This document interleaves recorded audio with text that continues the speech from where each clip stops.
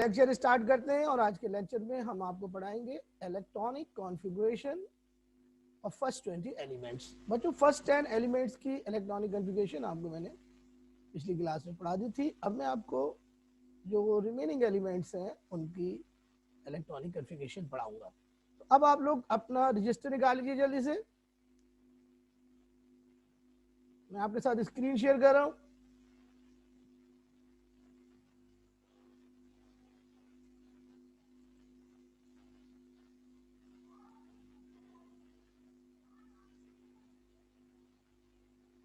और बच्चों सबसे पहले मैं आपको इलेक्ट्रॉनिक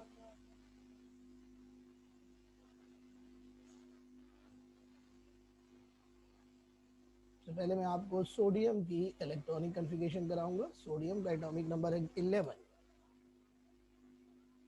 बच्चों 11 एटॉमिक नंबर का मतलब है कि सोडियम के पास 11 प्रोटॉन है। बच्चों जितने प्रोटॉन होते हैं उतने ही इलेक्ट्रॉन्स भी होते हैं। तो सोडियम के पास 11 ही प्रोटॉन है, 11 ही इलेक्ट्रॉन्स हैं। बच्चों इन 11 इलेक्ट्रॉन्स को हमने अवेलेबल शेल्स में डिस्ट्रीब्यूट करना है। तो बच्चों सबसे पहले इलेक्ट्रॉन के शेल में जाता है। हम के अंदर 2 इलेक्ट्रॉन्स लिखते हैं। के में ज्यादा से ज्यादा 2 इलेक्ट्रॉन्स आते हैं। बच्चों फिर एल शेल ओपन करते हैं और उसमें 8 इलेक्ट्रॉन डालते हैं। बच्चों एल में 8 इलेक्ट्रॉन ज्यादा से ज्यादा आ सकते हैं। बच्चों अब टोटल इलेक्ट्रॉन 10 हो गए, 8 और 2 10 हो गए। तो बच्चों हमें तो 11 डालने हैं, 11 करने। तो बच्चों फिर नया शेल ओपन होगा एम। तो बच्चों एम में जो बाकी इलेक्ट्रॉन बच जाएगा वो एम में आ जाएगा, M1 हो जाएगा। तो बच्चों सोडियम का वैलेंस शेल एम में है और उसमें 1 इलेक्ट्रॉन है, यानी सोडियम के पास 1 इलेक्ट्रॉन है वैलेंस शेल में। बच्चों सब शेल के लिहाज से देखिएगा इसी क्या बनेगी। सबसे पहले हम 1s लिखेंगे, 1s2, फिर उसके बाद 2s2 बच्चों, फिर 2p6। बच्चों पी में ज्यादा से ज्यादा 6 तक आ सकते हैं। बच्चों मजीद इलेक्ट्रॉन पी में नहीं आ सकता। तो बच्चों फिर अब 3p के बाद ओपन होगा 3s, जैसे कि आपको बताया गया था 3s1।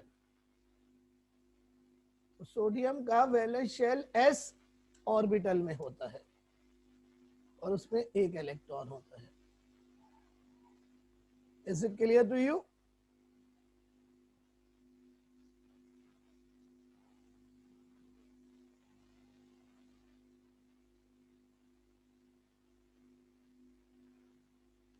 कुनैन आप पिछली क्लास में नहीं आई थी तो आप ये हेडिंग पूछ रही हो बेटा।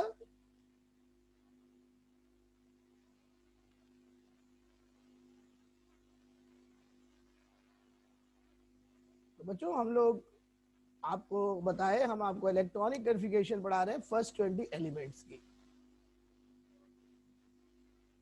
ये सोडियम की ईसी हमने आपको पढ़ाई है। अब हम आपको पढ़ा रहे हैं, अब हम आपको पढ़ाएंगे इसके बाद ईसी मैग्नीशियम की। बच्चों मैग्नीशियम का एटॉमिक नंबर है 12। अब हम आप हमें इसकी ईसी लिख के दिखाइए जल्दी से। Magnesium 12, Z is equal to 12 यानी 12 इलेक्ट्रॉन्स। मैग्नीशियम के पास बच्चों 12 इलेक्ट्रॉन्स है, इनको डिस्ट्रीब्यूट करके दिखाएं शेल्स में।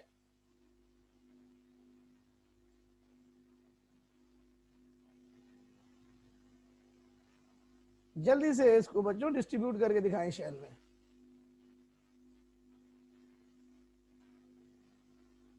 अरीबा इमरान बहुत अच्छी, शाबाश।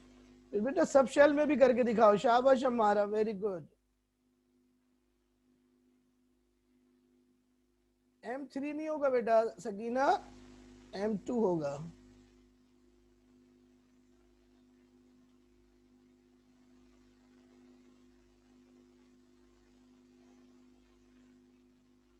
और अब आप देखें बच्चों इलेक्ट्रॉनिक कॉन्फ़िगरेशन बनेगी K2 L8, M खुलेगा बच्चों, 12 इलेक्ट्रॉन है, 10 इलेक्ट्रॉन हमने डाल दिए तो बाकी 2 बचेंगे, वो M में आ जाएंगे। और बच्चों सब शेल के लिहाज से क्या बनेगी, 1s2, 2s2, 2p6 3s2। बच्चों s में 2 आ सकते हैं इलेक्ट्रॉन। तो बच्चों ये वैलेंस शेल है। मैं वैलेंस शेल आपको मार्क करके आ रहा हूं, हर जगह अंडरलाइन करके आ रहा हूं। याद रहे कि वैलेंस शेल में मौजूद इलेक्ट्रॉन्स वैलेंस इलेक्ट्रॉन कहलाते हैं, और ये वैलेंस इलेक्ट्रॉन ही सिर्फ बॉन्डिंग में हिस्सा लेते हैं। बच्चों अमूमन वैलेंस इलेक्ट्रॉन में जितनी इलेक्ट्रॉन्स वैलेंस शेल में जितने इलेक्ट्रॉन्स होते हैं वो उस एटम की वैलेंसी के बराबर होते हैं। बच्चों अब आप मुझको लिख के दिखाइए एल्युमिनियम 13। अरे बच्चों एल्युमिनियम बहुत मशहूर मेटल है। अब आप इसकी ईसी लिख के दिखाइए।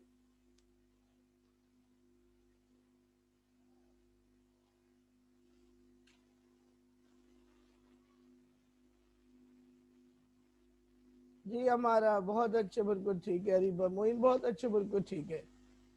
हमारा ब्रैकेट में नहीं लिखते ये 2 ना, 1s2 ऊपर लिखते हैं। सकीना बहुत अच्छे, शाबाश। कुकै बहुत अच्छे, शाबाश, एक्सीलेंट एक्सीलेंट, शाबाश, good work, very good, nice, शाबाश। अरीबा मोइन बहुत अच्छे। अब बच्चों आप देखिए कैसे लिखेंगे। K2 L8 M3। M में बच्चों 8 इलेक्ट्रॉन तक डाल सकते हैं हम शुरू में। और बच्चों अब अगर हम सब शेल के लिहाज से लिखें तो बनेगी 1s2 2s2 2p6 3s2। अब बच्चों 3s में कोई इलेक्ट्रॉन नहीं आ सकता ना, s पे 2 आ सकते हैं ज्यादा से ज्यादा। तो 3s के बाद 3p ओपन होगा, 3p1 एक इलेक्ट्रॉन डालना था वो p में चला गया। ये पूरा वैलेंस शेल है और इस वैलेंस शेल में 3 इलेक्ट्रॉन्स हैं। अब बच्चों आप हमें लिख के दिखाएं जल्दी से सिलिकॉन की, फिर उसके बाद लिख के दिखाएं फास्फोरस की, फिर उसके बाद लिख के दिखाएं सल्फर की, फिर उसके बाद लिख के दिखाएं क्लोरीन की, और आखिर में सबसे आर्गन की 18। हमने 20 तक करना है, 18 तक हो गया हमारे पास। तो जल्दी से कीजिए भाई, हरी अप।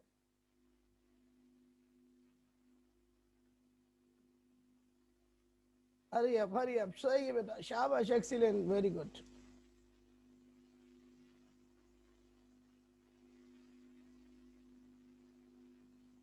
जी कुनैन ठीक है जी, बिल्कुल सही है। Ariba Moin very good, Areen very good.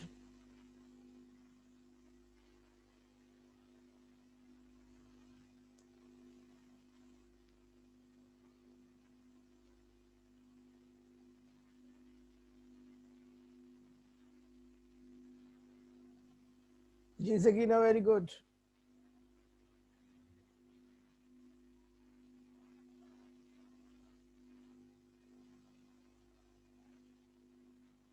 पी बेटा सब शेल है, पी सब शेल होता है बेटा। गुनैन P is a subshell. There are 4 subshell SPDF.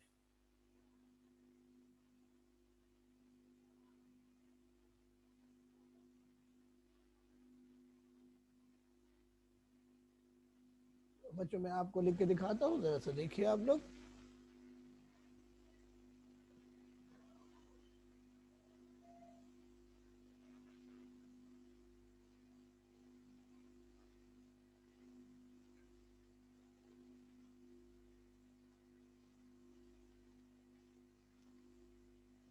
Silicon के पास 14 इलेक्ट्रॉन है। पहले इलेक्ट्रॉन 2 K में जाएंगे, फिर 8 इलेक्ट्रॉन हम L में डालेंगे। टोटल 10 इलेक्ट्रॉन हो गए। फिर हम M खोलेंगे, जितने इलेक्ट्रॉन बच जाएंगे वो M में आ जाएंगे, तो M में 4 हो जाएगा। इसी तरह फास्फोरस के अंदर एक एक इलेक्ट्रॉन M में ऐड होता चला जाएगा।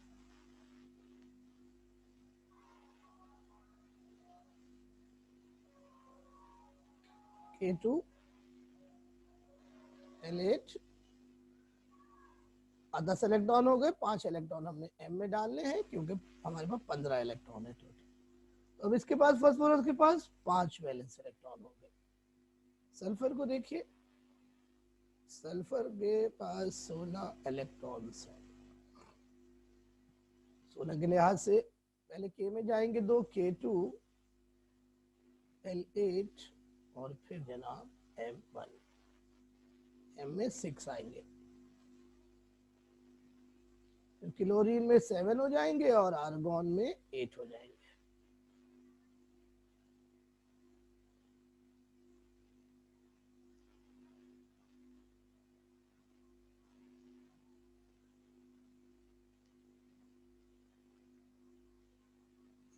क्लोरीन में 7 वैलेंस इलेक्ट्रॉन हो गए M के अंदर। इसी तरह बच्चों आर्गॉन जो है उसके पास आप देखिएगा कि M में कितने इलेक्ट्रॉन होते हैं। तो बच्चों K में सबसे पहले जाएंगे 2, फिर L में जाएंगे 8 और फिर M में जाएंगे 8 और 2 10, 18 करने तो 8 M में बचेंगे बच्चों। और बच्चों अगर 8 इलेक्ट्रॉन हो किसी एटम के वैलेंस शेल में तो वो नोबल गैस होती है।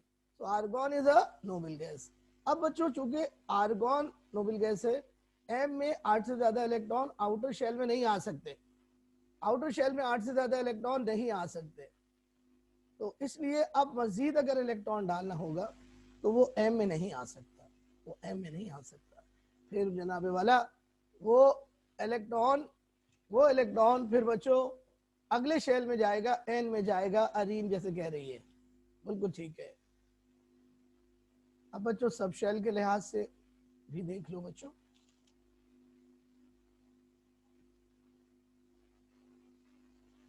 सब शेल के लिहाज से देख लो।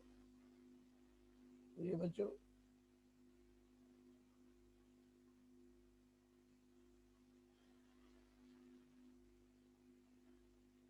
(1s2), 2s2,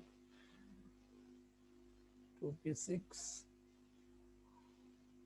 3s2 और बच्चों 3p में अब इलेक्ट्रॉन हमने डालना है। यहां तक बच्चों टोटल इलेक्ट्रॉन हो गए 12, तो 2 इलेक्ट्रॉन डालेंगे p में, ये जनाब वैलेंस शेल है। इस तरह बच्चों p में इलेक्ट्रॉन डालते रहेंगे, यहाँ पर 3s2, 3p3। इसी तरह बच्चों नेक्स्ट एलिमेंट के लिए सल्फर के लिए क्या होगा, 3s2, 3p4 और फिर नेक्स्ट एलिमेंट के लिए क्या होगा, 3s2, 3p5 और बच्चों लास्ट एलिमेंट के लिए आर्गॉन के लिए 3s2, 3p6। आप देखिए दोनों सब शेल्स मुकम्मल तौर पर भर गए हैं। S में 2 इलेक्ट्रॉन, P में 6 इलेक्ट्रॉन और ये इन दोनों सब शेल्स की मैक्सिमम कैपेसिटी है। इसको कॉपी कर लें, स्क्रीनशॉट ले लें और अब हम 2 एलिमेंट्स आपको कराएंगे। अब 4s आएगा रीबा मोइन, बिल्कुल ठीक है।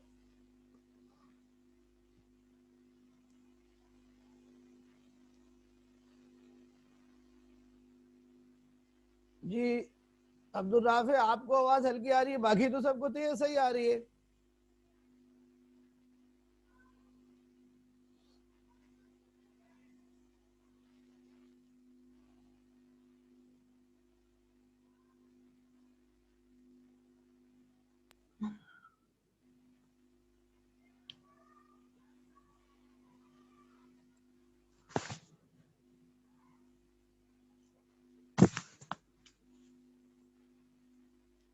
तो बच्चों अब हम शुरू करते हैं।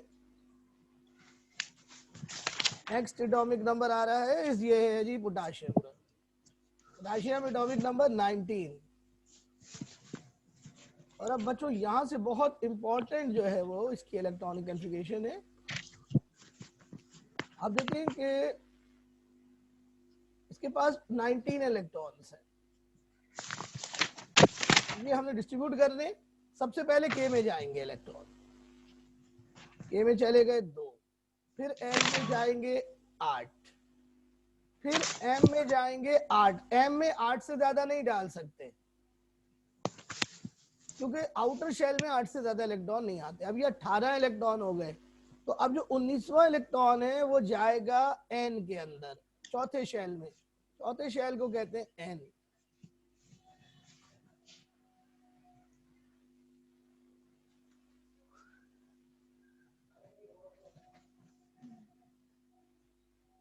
और बच्चों सब शेल के लिहाज से इसकी क्या बनेगी, देखिए क्योंकि पी मुकम्मल भर चुका है तो पी में तो नहीं जाएगा इलेक्ट्रॉन। अब देखिए किस में जाता है, देखिए 1s2 2s2 2p6 3s2 3p6। अब पी में मजीद इलेक्ट्रॉन नहीं जा सकता ना, तो अब हमें 4s खोलना पड़ेगा, अगला सब शेल। तो 4s में एक इलेक्ट्रॉन जाएगा क्योंकि एक इलेक्ट्रॉन बच गया है। तो पोटाशियम के पास टोटल 4 शेल्स होंगे, आखिरी शेल चौथा होगा जो एन शेल है, उसमें एक इलेक्ट्रॉन होगा। और बच्चों देखिए जरा गौर से, लास्ट एलिमेंट है कैल्शियम, इसका एटॉमिक नंबर है 20। 20 के लिहाज से इसकी ईसी बनेगी K2 L8 M8। और बच्चों एंड शेल खुला हुआ है, उसमें 2 इलेक्ट्रॉन तक आप डाल सकते हैं ज्यादा से ज्यादा। मजीद अगर आपने इलेक्ट्रॉन डालना हो, यानी 21वां इलेक्ट्रॉन आपने डालना हो, 21वां इलेक्ट्रॉन आपने डालना हो, तो वो फिर दोबारा एम में जाएगा, दोबारा एम में जाएगा। ना करें बच्चे ये आप स्क्रीन के ऊपर,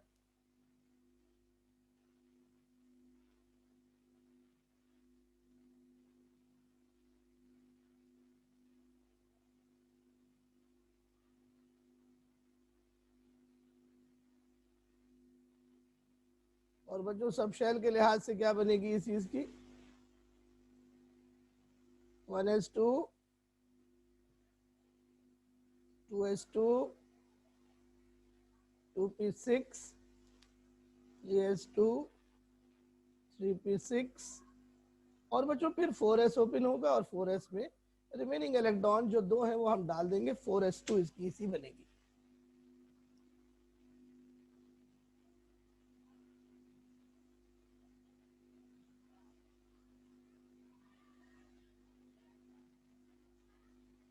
तो बच्चों अब जरा गौर से एक मेरी बात सुने, जो इस चैप्टर से रिलेटेड नहीं है, अगले चैप्टर से रिलेटेड है।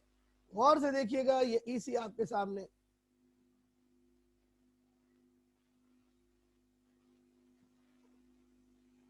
ये जरा ईसी देखिएगा गौर से। ये मैं आपके सामने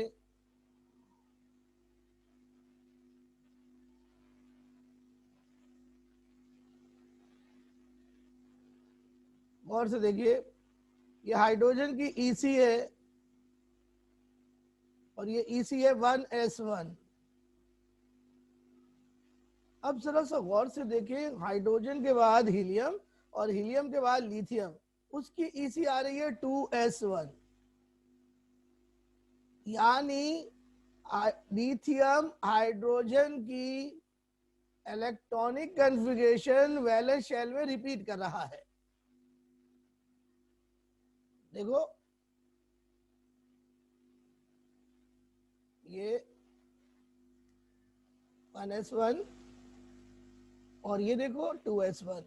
प्यारे बच्चों ये क्या चीज रिपीट हो रही है, ये रिपीट हो रही है वैलेंस शेल इलेक्ट्रॉनिक कॉन्फ़िगरेशन। यानी लिथियम हाइड्रोजन की valence shell electronic configuration repeat कर रहा है 2 के गैप के साथ। इन दोनों एलिमेंट्स में कितने एटॉमिक नंबर का गैप है, 2 का गैप है। अब जरा सा देखिए, नीचे आइए, नीचे आइए, नीचे चलते रहिए। अब आप चले beryllium, boron, carbon, nitrogen, oxygen, fluorine, neon, sodium पर आइए। तो अब आप देखें सोडियम की इलेक्ट्रॉनिक कॉन्फ़िगरेशन बिल्कुल लिथियम की तरह है वैलेंस शेल में। इस तरह इस तरह सोडियम सोडियम रिपीट कर रहा है इलेक्ट्रॉनिक कॉन्फ़िगरेशन लिथियम की कितने गैप के साथ? 8 एटॉमिक नंबर के गैप के साथ। इस तरह बच्चों फिर दोबारा नीचे आइए तो आप देखिएगा कि पोटाशियम पोटाशियम जो है वो सोडियम की इलेक्ट्रॉनिक कॉन्फ़िगरेशन रिपीट कर रहा है।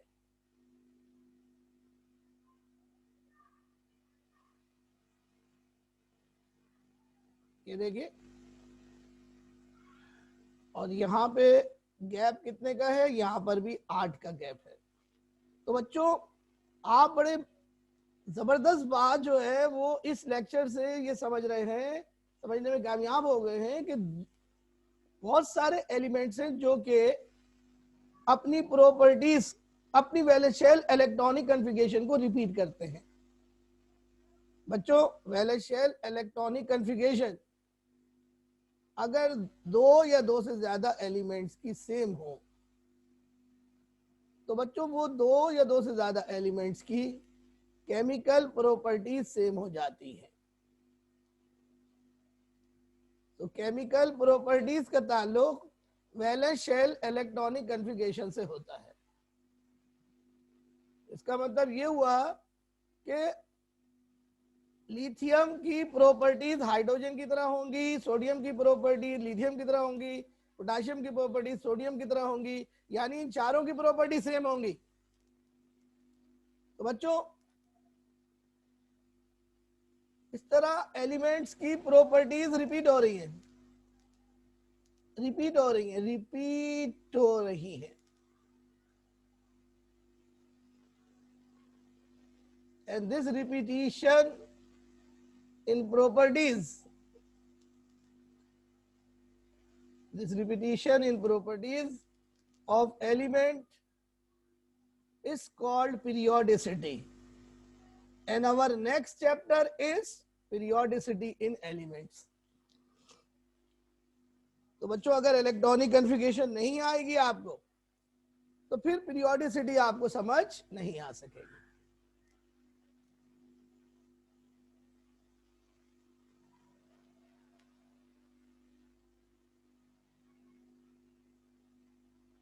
बेटा बोरोन की प्रॉपर्टी एल्युमिनियम से सेम होगी।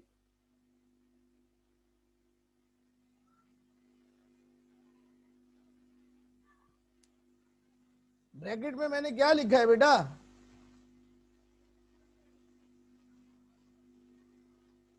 ब्रैकेट में तो मैंने कुछ भी नहीं लिखा है, पता नहीं क्या हो गया बच्चे को।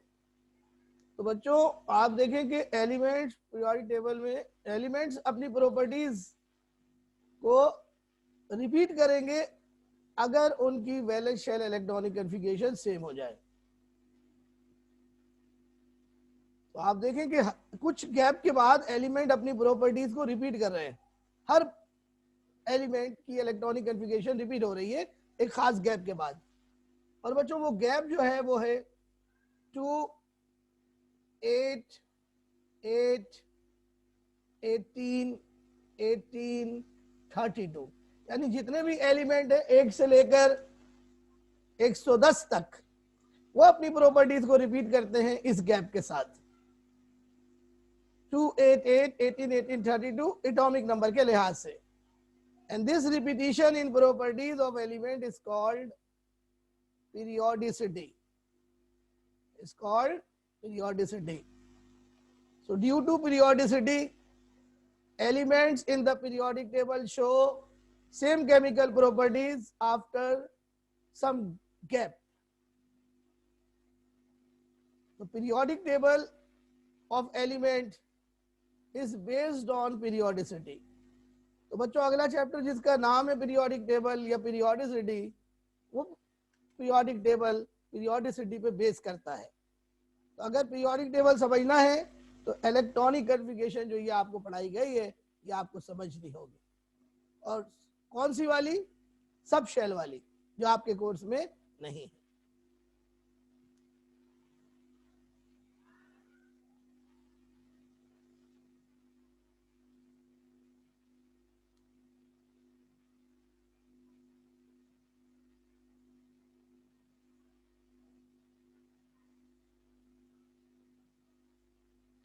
तो बच्चों ये आप 11 से देख लें जल्दी से।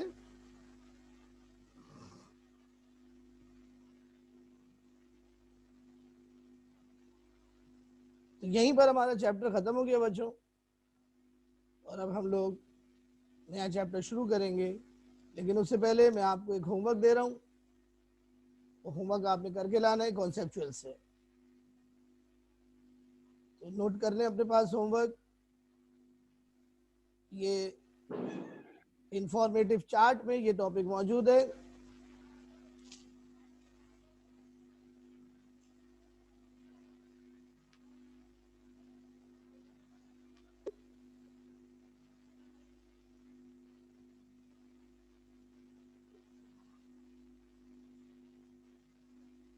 जी स्टूडेंट्स, होमवर्क नोट करें। Electronic configuration of cations and anions. Electronic configuration of cations and anions,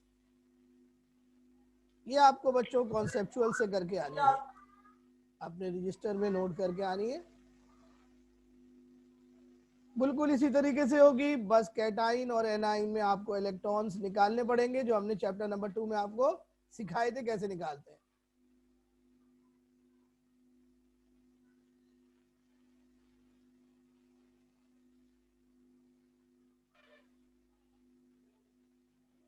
okay students, सो ये कॉन्सेप्चुअल से करके लाना है आपने।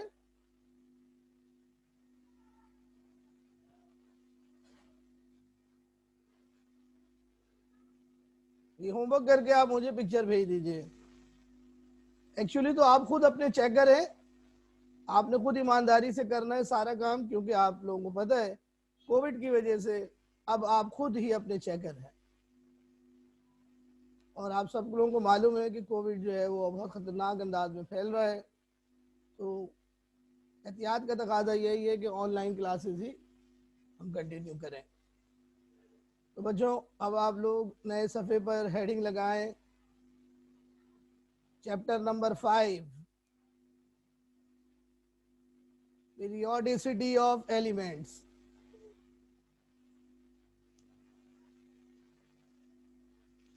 चैप्टर नंबर 5 की हेडिंग लगा लें, पीरियोडिसिटी ऑफ एलिमेंट्स। नए सफ़े पर जनाब हेडिंग होगी chapter number 5,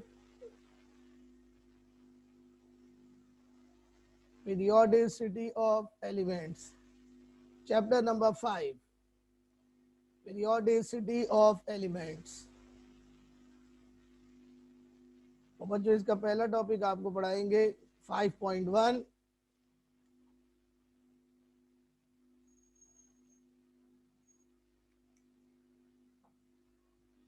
this the first topic,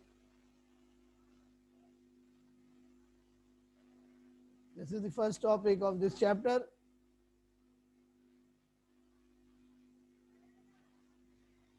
historical development of the periodic table।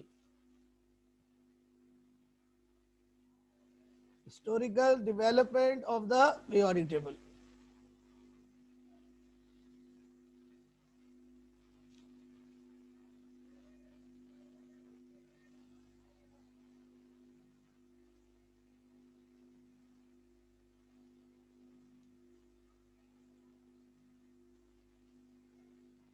बच्चों इसमें सबसे पहले आप लोग हेडिंग लगाएंगे डिफरेंट अटेम्प्ट्स ऑफ क्लासिफिकेशन।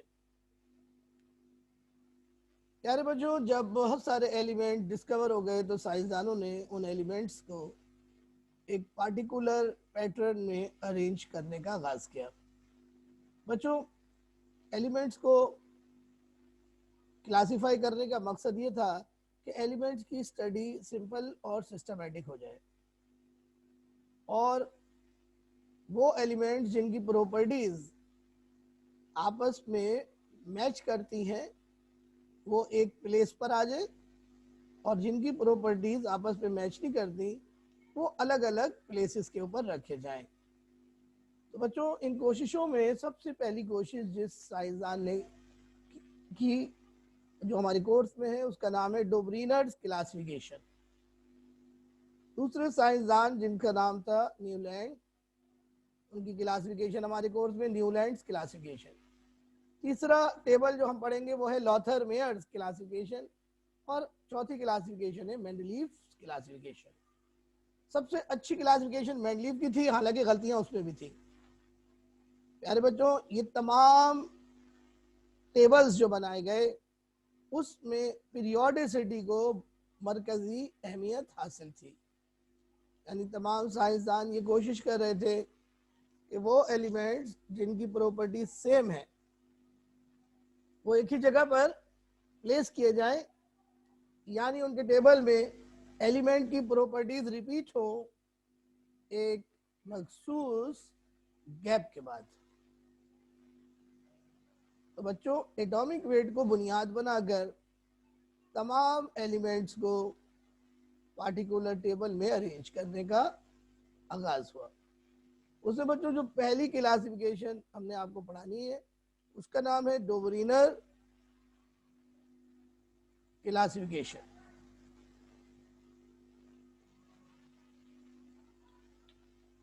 बच्चों, डोबरीनर नामी साइंसदान ने अपनी क्लासिफिकेशन एक लॉ की बुनियाद पर रखी जिसका नाम था रूल ऑफ ट्राइएड। बच्चों, डोबरीनर ने एलिमेंट्स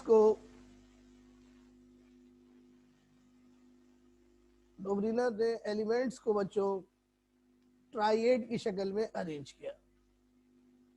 तो बच्चों, मैं आपको ये दूसरी स्क्रीन पे दिखाता हूं।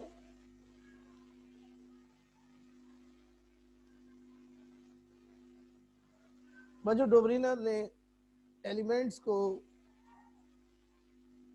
पार्टिकुलर टेबल की शक्ल में अरेंज किया। उसने तीन तीन एलिमेंट्स का बच्चों सेट बनाया और उन एलिमेंट्स को उसने इंक्रीजिंग एटॉमिक वेट के लिहाज से अरेंज किया। मसलन बच्चों, उसने एक सेट बनाया तीन एलिमेंट्स का। हर एलिमेंट, तीन एलिमेंट के सेट को बच्चों ट्राइएड कहा गया। जो पहला ट्राइएड उसने बनाया वो था lithium sodium potassium. Lithium sodium potassium में जो लिथियम का एटॉमिक वेट 7 है, सोडियम का 23 और पोटाशियम का 39। तो ये एटॉमिक वेट बच्चों ऊपर से नीचे बढ़ रहा है, यानी इंक्रीजिंग एटॉमिक वेट के लिहाज से तीनों एलिमेंट्स को प्लेस किया गया। प्यारे बच्चों, उसने एक लॉ पेश किया ट्राइएड बनाने का।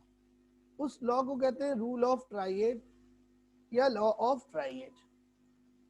इस लॉ के मुताबिक central atom of each set of triad has an atomic mass almost equal to the arithmetical mean of the atomic masses of the other two elements।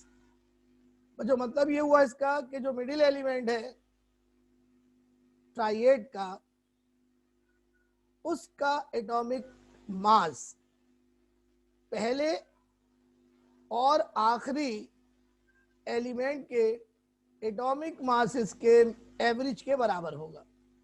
यानी बच्चों, अगर मैं 7 + 39 का एवरेज ले लूं जो कि पहले और आखिरी एलिमेंट का एटॉमिक वेट है, तो मेरे पास आंसर मिडिल एलिमेंट का एटॉमिक वेट आना चाहिए तकरीबन।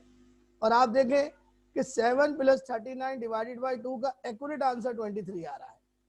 तो ये लॉ ऑफ ट्राइएड था, ये लॉ ऑफ ट्राइएड था। लेकिन बच्चों, ये लॉ ऑफ ट्राइएड देखने में तो आप देखें बड़ा अच्छा नजर आ रहा है कि बड़ा सिंपल कैलकुलेशन है, लेकिन बच्चों तमाम एलिमेंट्स को हम ट्राइएड की शक्ल में अरेंज नहीं कर सकते, और सिर्फ चंद ही एलिमेंट्स जो हैं वो इस तरह ट्राइएड की फॉर्म में अरेंज किए जा सकते हैं।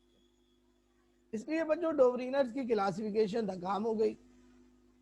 फिर एक और साहब ने अपनी क्लासिफिकेशन पेश करी जिनका नाम था न्यूलैंड। न्यूलैंड ने बच्चों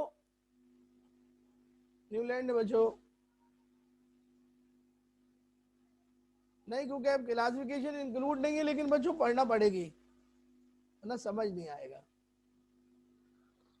बच्चों, न्यूलैंड ने एलिमेंट्स को टेबल की शक्ल में अरेंज किया, हॉरिजॉन्टल रोज और वर्टिकल कॉलम्स। ये हॉरिजॉन्टल रोज हैं बच्चों और ये वर्टिकल कॉलम्स हैं।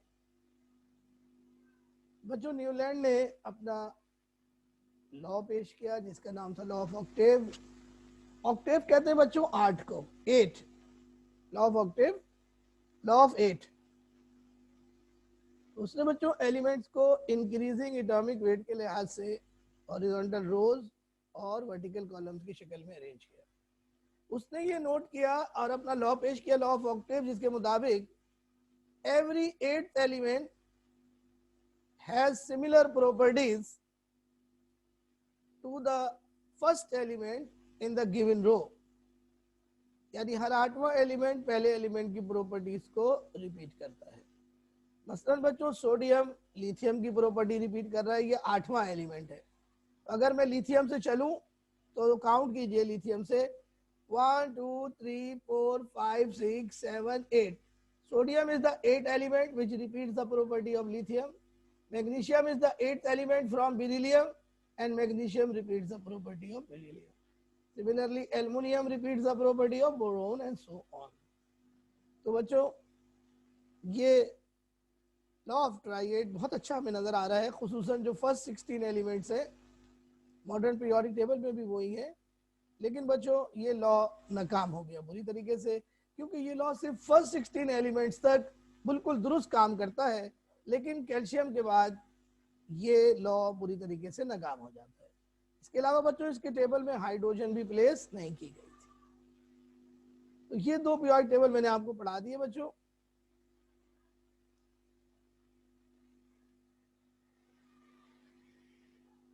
और यहीं पे बच्चों हमारी क्लास का टाइम आज खत्म हो गया है। तो बच्चों आज की क्लास कैसी रही? आपको कोई प्रॉब्लम हुई उसमें तो बता दीजिए, कोई बात पूछनी है तो पूछ लीजिए। Time is up. Any question please?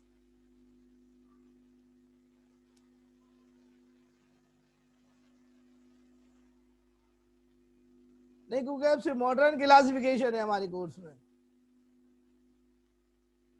Okay बेटा, अल्लाह हाफिज।